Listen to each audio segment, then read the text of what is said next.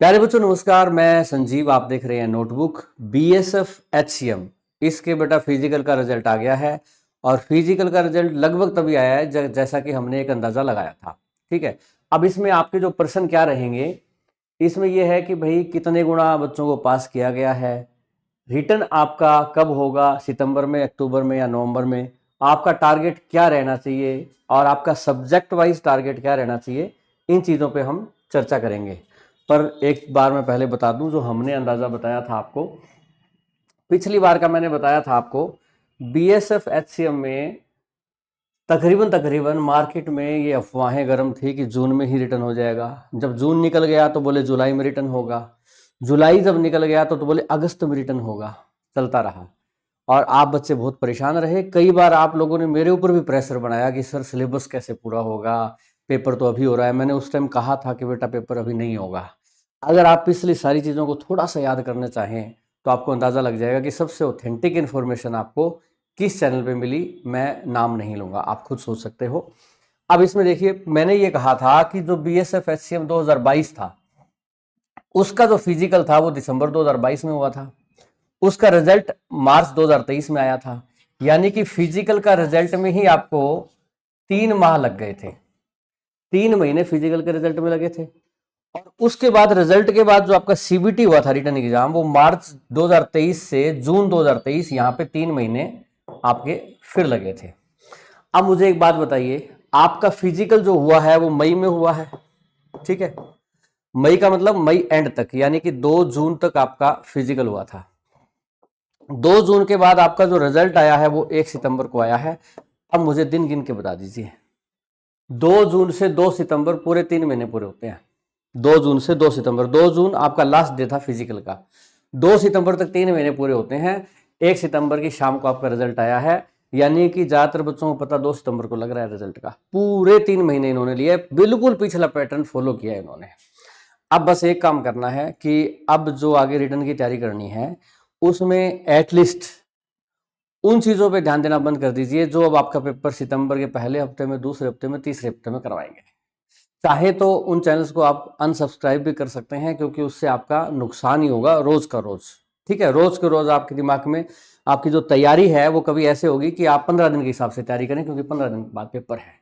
15 दिन के हिसाब से तैयारी करेंगे, मॉक लगाएंगे या रीजन लगाएंगे, क्योंकि आपकी तैयारी का पैटर्न आपको ठीक से बनाना पड़ेगा कि 15 दिन के हिसाब से तैयारी अलग तरह की होती है, 2 महीने के हिसाब से अलग तरह की होती है।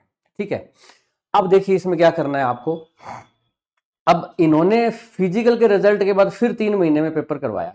ठीक है, और मैं साथ के साथ आपको फाइनल मेरिट भी बता देता हूं। पिछली बार की 92.4 थी। अब इन दोनों चीजों को लेकर चर्चा करेंगे। अच्छा, रिजल्ट की अगर जहां तक देखना चाहें तो भाई रिजल्ट ये रहा आपका 1 सितंबर का। इसमें जो बच्चे पास किए हैं वो इन्होंने यहाँ पे बता रखे हैं, ये रहे 2,75,567। ठीक है, 2.25 लाख लगभग बच्चे जैसे जीडी में पास करते हैं उसी तर्ज पर पास किए हैं। अगर मैं इनका गुणा देखना चाहूं तो ये 1760 वैकेंसी है, उसका 156 गुणा है। एक वैकेंसी पे 156 बच्चे हैं। अभी अभी आपका रिटर्न होगा, रिटर्न के बाद आपका टाइपिंग टेस्ट होगा, 2 स्टेज में फिर बच्चों की छटाई होगी और फिर फाइनल रिजल्ट में फिर मेरिट रिवाइज होगी, यानी 3 प्रकार से आपकी छटाई वो करेंगे। अच्छा, अब मैं इसमें आ जाता हूं। 156 गुणा ले लिए, चलो जिसका नंबर आ गया पहले तो उस सबको बधाई। दूसरी बात, रिटर्न कब होगा? रिटर्न सितंबर में होगा, ऐसी अफवाहें अभी आपके सामने आएंगी बिल्कुल। ठीक है, उसके लिए तैयार रहिए आप। तो सितंबर के आगे काटा लगा दीजिए, सितंबर में कोई चांस नहीं है आपका रिटर्न होने का, पहली बात तो ये मान के चलिए। अब अक्टूबर में पेपर होगा, अक्टूबर में पेपर होगा, इसके चांस 30% है। और नवंबर में पेपर होगा, उसके चांस 100% की, नवंबर में तो हो ही जाएगा। यानी अक्टूबर में पेपर होने की चांसेस कम है, इससे इनकार नहीं किया जा सकता। जरूरी नहीं कि पिछली बार इन्होंने 3 महीने लिए थे पेपर कराने में रिजल्ट के बाद, तो इस बार भी वो 3 महीने ही ले। वो थोड़ा जल्दी भी कर सकते हैं, उन पर बाध्यता नहीं है। तो हो सकता है 2 महीने में करा लें, हो सकता है वो नवंबर में कराने की बजाय अक्टूबर में करवा लें। तो आपको अक्टूबर के लिए थोड़ा सा प्रिपेयर तो रहना पड़ेगा। आप अपनी तैयारी किस हिसाब से करें? आपको अपनी तैयारी जो है 50 डे प्लान बना के करनी चाहिए। मान लीजिए कि आपके पास 50 दिन है, 45 दिन है, उस हिसाब से सुपर 50 प्लान आप बना लीजिए। आप चाहें कि सर आप थोड़ा सा इसमें गाइड कीजिए, एक सुपर 50 प्लान बनाइए कि हम क्या पढ़ें, कैसे पढ़ें 50 डेज में, कब तक क्या करना है, कब रिवीजन करनी है, कैसे करनी है। तो आप इस वीडियो के नीचे कमेंट कर दीजिए सारे, मैं 50 डे प्लान आपका सुपर 50 प्लान बना भी दूंगा। ठीक, दूसरी बात ये है 50 डेज को लेते हैं तो ये 20 अक्टूबर तक जाके आपका आता है। इतना टाइम तो ये ले ही लेंगे, ज्यादा जो टाइम ले लें अगर ये पेपर कराने में तो वो आपके लिए बोनस टाइम है, कोई दिक्कत वाली बात नहीं है। टारगेट में कितना लूं सर? पिछली बार 92 मेरिट गई थी, क्या मैं 92 का टारगेट रखूं? कई कहते हैं कि 80 का टारगेट ले लो। 80 तो बेटा इसमें नहीं चल सकता, क्यों? क्योंकि इसमें नेगेटिव मार्किंग नहीं है। और एग्जाम में आप 80 का टारगेट लेते हो, जीडी का में लेते हो तो वहां नेगेटिव मार्किंग होती है। बिना नेगेटिव मार्किंग के आपको फायदा भी तो मिलता है। अगर 10-15 क्वेश्चन आप गलत करते हो, जितने भी 80 के बाद वाले, मान लो 80 सही किए, 20 गलत किए, 20 गलत किए, 5 नंबर घटे, 75 पे आ गए, तो वो 5 नंबर का फायदा मिलता है। तो यहाँ 80 की बजाय अगर आप 85 का टारगेट लेते हैं तो ठीक है। 85 क्यों? क्योंकि 5 नंबर का फायदा तो आपको सिर्फ नेगेटिव मार्किंग ना होने का मिल रहा है, यानी कि आपने नंबर 80 लिए एक तरह से। ठीक, 85 का टारगेट। गुरुजी 92 का क्यों ना ले? पिछली बार 92 गई थी बेटा, पिछली बार 300 कुछ वैकेंसी थी, इस बार 1700 कुछ वैकेंसी है, वैकेंसी ज्यादा है। आपका 85 में बड़े आराम से हो जाएगा। वो 85 तो मैं कह रहा हूँ यूआर कैटेगरी का, अन्य कैटेगरी में तो और भी कम हो जाएगा। अब कुछ बच्चे मेरे जैसे कमजोर बालक हैं, वो कह रहे हैं गुरुजी हमें तो 80 भी बहुत लगता है, इतने इतने नंबर आ कैसे जाते हैं? आसान थोड़े ना इतने नंबर लेना। बेटा इसमें जीएस तो है ही नहीं, सबसे ज्यादा नंबर तो जीएस में करते हैं हर किसी में।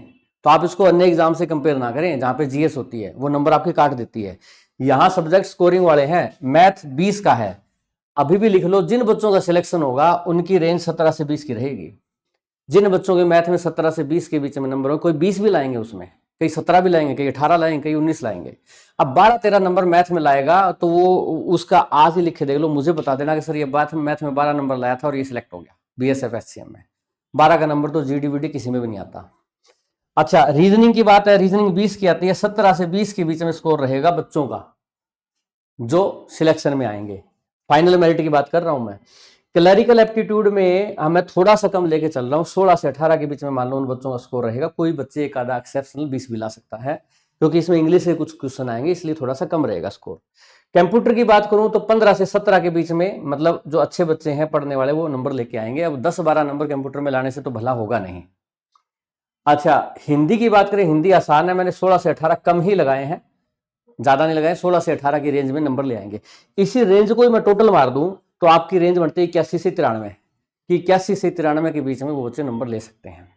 अब इसलिए मैंने आपको 85 लिखा है कि भाई 85 नंबर जो यूआर में लाएगा उसका 100% सिलेक्शन है। 81 वाले का भी हो जाएगा, पर 81 वाले का 100% नहीं कह सकते। पेपर आसान आ गया, नॉर्मलाइजेशन अप डाउन हो गया, किसी बच्चे को नॉर्मलाइजेशन में फायदा मिल गया, किसी को नुकसान हो गया, तो वहां दिक्कत आ सकती है। ठीक है, वो मान के चलें कि नॉर्मलाइजेशन में किसको कितना फायदा मिलता है। मैंने नॉर्मलाइजेशन को नहीं लिया है, मैंने रो मार्क्स को लिया है। रो मार्क्स में तो 81 में हो ही जाएगा आपका। ठीक है, अब इसकी तैयारी के लिए आप विजय बैच है बेटा, नोटबुक एकेडमी एप्लीकेशन पे है। आपको बहुत ही बेहतरीन जो मैथ है सोनू सर, रीजनिंग और clerical aptitude Dhananjay sir, computer Ankur sir, और हिंदी आपकी विनोद सर ने वहां पे पढ़ाई है। और आप एक बार वहां डेमो लगा के देख लीजिएगा। जैसे ही हम जानकारी देते हैं ऑथेंटिक, वैसे ही आपको ऑथेंटिक कंटेंट मिलेगा। ठीक है, हाँ, इस वीडियो को आप लाइक और शेयर जरूर कीजिएगा। आपको अच्छी लगी हो तो हमें पता लगना चाहिए, कमेंट भी कर सकते हैं। और आपके आगे क्या डाउट है वो आप मुझे जरूर लिखें, क्योंकि लिखेंगे तभी आपकी पीड़ा का मुझे पता चलेगा। All the best.